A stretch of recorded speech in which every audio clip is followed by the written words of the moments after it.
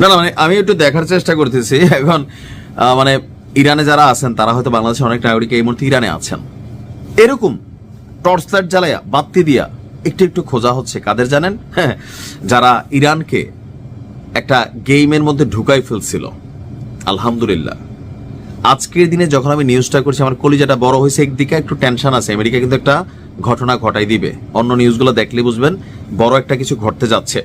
তবে আশার দিক হচ্ছে ইরান তাদের ঘর গোছাই ফেলছে, অর্থাৎ যেই আন্দোলন থেকে এত কিছু হয়েছে সেই আন্দোলন দমনে সফল হয়ে গেছে ইরান।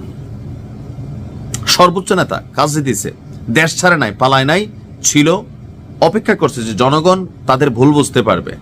যখনই জনগণ তাদের ভুল বুঝছে যে খেলাটা তো বাহির থেকে হচ্ছে, জনগণ সরে গেছে বিক্ষোভ থেকে। রয়ে গেছে কারা? ওই যে যারা মনে করলেন যে পাতা পোতা খায় এজেন্ট, তারা। তখন ইরান বিভিন্ন অভিযান শুরু করলো। গতকালকে একটারে কি করছে, বালিশ ছাড়া সবাই দিছে। ভাই এরপরে যে পরিস্থিতি হয়েছে, কয়েকটার বাড়িতে অভিযান চালাইছে, কয়েকটা না শত শত হাজার বাড়িতে অভিযান চলছে, সেখান থেকে অনেক কিছু পাইছে। এরপরে হঠাৎ করে মাঠটা ফাঁকা হয়ে গেল। কিছু জায়গায় এখনো আন্দোলন চলমান, কারণ আমেরিকা একটা বড় অভিযান চালাবে, রাজপথটা তাদের দখলে আসবে সেই আশায় প্ল্যান বি কিন্তু চলতেছে, বাট প্ল্যান এ যেটা ছিল ব্যর্থ হয়ে গেছে।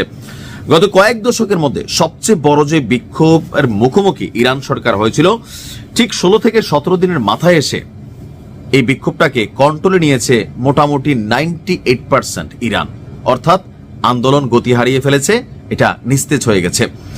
আপনার দেশটির প্রশাসন বলছে যে পুরোপুরি নিয়ন্ত্রণে নিয়ে নিয়েছে এই বিক্ষোভের ইস্যুতে যা ঘটছে এগুলা। তেহরান বিশ্ববিদ্যালয়ের প্রফেসর ফুয়াদ ইজাদি আন্তর্জাতিক গণমাধ্যম আল জাজিরাকে দেওয়া সাক্ষাৎকারে বলছেন যে গত 2 থেকে 3 দিনের মধ্যে রাজপথে বড় ধরনের কোনো বিক্ষোভ বা দাঙ্গার ঘটনা আর ঘটে নাই, অর্থাৎ প্রটেস্টররা ঠান্ডা হয়েছে।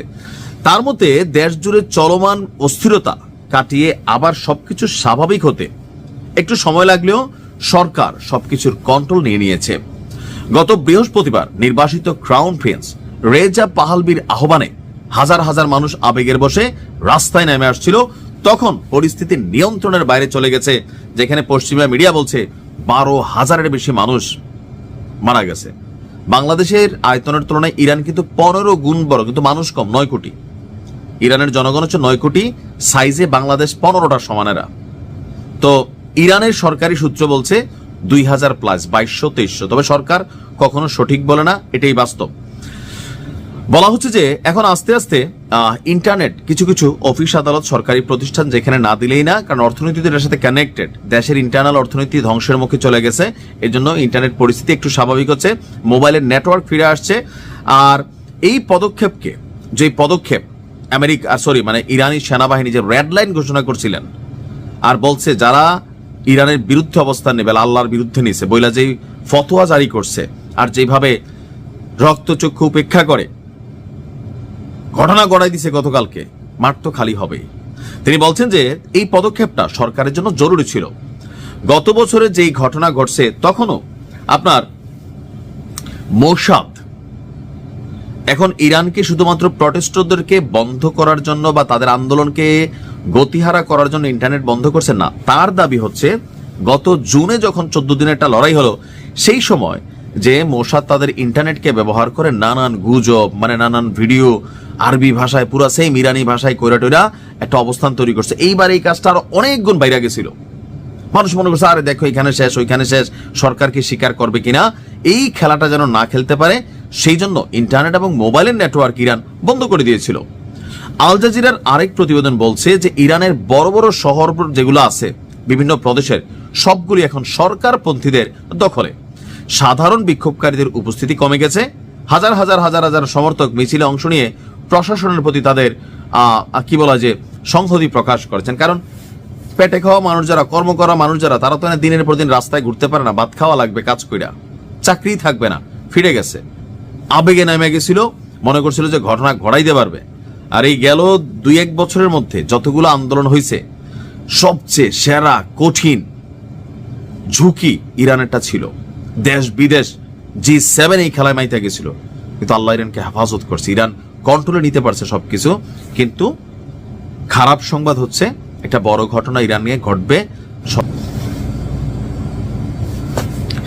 আমি কিতা মানে আইতাম বুঝছি, মানে কই যাইতাম তোমার একটা সিনারি দেখাইতাম ভাই। ভাবি কিন্তু আবার ইরানের খুব ভক্ত। ভাবি বলতেছে যে আমি চাই, মানে মুসলিম ভাইয়ের বউও চায় যে ইরান টিকা থাকুক। কেন? কারণ দরকার আছে, শিয়া হোক না, সমস্যা নাই তো, আপাতত আমরা তো পারতেছি না, আমাদের কাজটা কেউ না কেউ করতেছে। ইরান যেই মাত্র ঘোষণা দিল মিত্রদেরকে যে দেখো সৌদি, তুরস্ক আর হচ্ছে আরব আমিরাত, তোমাদের মাটি থেকে যদি আমাকে টাচ করে তাহলে বাবা ওকে তো সরাসরি পাবো না, তাহলে তোমার মাটিতে থাকা তার যেই জিনিসপত্র আছে, মেশিনারিজ আছে, আমি কিন্তু এগুলারে সমানে সমান করে দেবো, তামা তামা করে ফেলবো। কইছে কারে? পাশের মনে করলেন 3 দেশে ডরাইছে কে? কাতার। কাতার থেকে ডরাইছে কারা? আমেরিকা। থাকে না যে একটা বোমানি দিয়া কইলাম যেন 4 জন রে বেটাই আমি কে চিনস, ওই রকম টাইপের আর কি, যে ধমক দিচ্ছেন একজনের টার্গেট হচ্ছে সামনে যে 10টা আছে দূরে দাঁড়ায় রয়েছে, এগুলারও কিন্তু থাকে না যে আপনি এক ঢিলে 10 পাখি শিকার করা যায়। আচ্ছা, কাতারের রাজধানী দোহাতে আমেরিকার একটা ঘাঁটি আছে, সেখানে সৈনিকের সংখ্যা কত জানেন? 10,000 মার্কিন সেনা কাতারের রাজধানী দোহাতে অবস্থান করছে। এত ছোট্ট একটা দেশ 10,000 কেন রাখছে? এইসব খেলা খেলার জন্য। তো এখন আমার ধারণা সম্ভবত আমেরিকা বড় একটা অভিযান চালাতে যাচ্ছে ইরানে, আর এই জন্য ইরান থেকে নিকটবর্তী বা ইরান প্রথম যেখানে টার্গেট করবে এটা হইতে পারে কাতার, বা ধরেন যেখানে টার্গেট করলে ঢিল মারলে সবচেয়ে বেশি ক্ষতিগ্রস্ত হবে এটা হচ্ছে কাতারের ঘাঁটিটা। নিরাপত্তার দিক থেকে অনেকটা দুর্বল। অন্যান্য দেশগুলো, তুরস্ক যথেষ্ট প্রোটেক্টেড একটা দেশ, আরব আমিরাত যথেষ্ট প্রোটেক্টেড একটা দেশ, সৌদিও প্রোটেক্টেড একটা দেশ। এই 3টা দেশের সাথে তুলনা করলে কাতার একটু দুর্বল। সো ইরান কাতারের এই ঘাঁটিটাকে টার্গেট করবে, বুঝতে পারছে কে?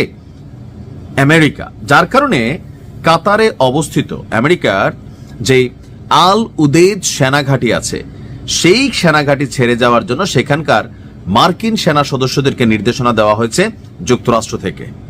কেন? মধ্যপ্রাচ্যের সবচেয়ে বড় এই ঘাঁটিটিতে 10,000 সেনা আছে, সো তাদের জীবনের নিরাপত্তাটা জড়িত। এখানে যদি ইরান কোনো ঘটনা ঘটায়, রাগের বশে বা গোসায় ঘটাই দেয়, তাহলে এত হাজার সেনার প্রাণ গেলে এই ট্রাম্প প্রশাসন মুহূর্তের মধ্যে ধসে পড়বে, অথবা এরপরে 3য় বিশ্বযুদ্ধ লাগাই দিবে। সো আমেরিকা সম্ভবত চিন্তা করতেছে যে আমাদের খেলাটার আগে আমরা এই খেলাটা শুরু করি। আমাকে নির্দেশনা কি জানেন? আমি যখন নিউজটা বানাচ্ছি তখন 15ই জানুয়ারি ভোর, মানে 14 জানুয়ারি মাত্র শেষ হয়েছে আমার দেশে। বলা হয়েছে যে সন্ধ্যার মধ্যে, গতকালকে সন্ধ্যার মধ্যেই মার্কিন সেনারা যেন এই ঘাঁটি থেকে সরে গিয়ে নিরাপদ স্থানে যায়, এবং কি কূটনীতিকদেরও বলা হয়েছে। বার্তা সংস্থাটি বলছে 3 জন মার্কিন কূটনীতিকের সাথে তারা কথা বলেছে। তাদের বক্তব্য, ইরানে চলমান এই বিক্ষোভে যে ঘটনাগুলো ঘটতে পারে সেইটার সুরক্ষায় যুক্তরাষ্ট্র আপনার পরিকল্পনা করছে, ইরানে তারা একটা অভিযান চালাইতে পারে। আর এই অভিযান থেকে পরবর্তী স্টেপে ইরান কি করবে? দেখেন, আমেরিকা তো পরিকল্পনার বাবা। পরবর্তী না, 2য় 3য় ধাপ, যে প্রথমে লাঠিটা নিব, লাঠির থেকে যদি আমি লাঠিটা হাতেরতে নেই, হাতের কাছে ফিরাড়া আছে, ফিরাড়া নিব, ওইটা নিলে মাটির একটা চাক্কা দিয়ে ফাইলা দিয়ে ঢিল মারবো, আর কিছু না পেলে একটা প্ল্যান থাকে না লড়াই করার আগে, তো টার্গেট থাকে ওইগুলা। ওইভাবেই কিন্তু কাজটা করতেছে। বলা হচ্ছে যে দোহায় অবস্থিত যুক্তরাষ্ট্রের দূতাবাস, তারা কিন্তু এটা নিয়ে আবার চুপ আছে। কারণ কি? এটা সাময়িকভাবে লজ্জার, যে দেখো ডরাইছো তো, কিছুটা হলে তো ডরাইছো, তাই না? এখন আমার কাছে মনে হচ্ছে যে ঠিক 1 বছর আগে যুক্তরাষ্ট্র ইরান একটা অভিযান চালাইছিল, খেয়াল আছে তো? তো সেই অভিযান চালানোর আগ মুহূর্তেও কিন্তু মধ্যপ্রাচ্যে অবস্থিত যে মার্কিন ঘাঁটিগুলো আছে, সেখান থেকে তাদের সেনাবাহিনীদের সদস্য, তাদের যে পরিবার বা যে বিশেষ যুদ্ধ বিমান টিমান কিছু জিনিস যেগুলো ধরেন এই যুদ্ধে কাজে লাগবে না, বাট কোনো টাচ করলে অনেক ক্ষতির মুখে পড়বে আমেরিকা, সেগুলোকে সরাই নিয়েছিল। তার মানে সবকিছু যদি ঠিকঠাক থাকে, আমেরিকা একটা অভিযান চালানোর প্রস্তুতি নিচ্ছে। আর কাতারকে কেন? সেটার মেইন কারণ হচ্ছে গত জুনে যুক্তরাষ্ট্র যখন ইরানকে হাত দিয়েছিল, ইরান কাতারের এই ঘাঁটিটিতেই কিন্তু টাচ করে বসছিল।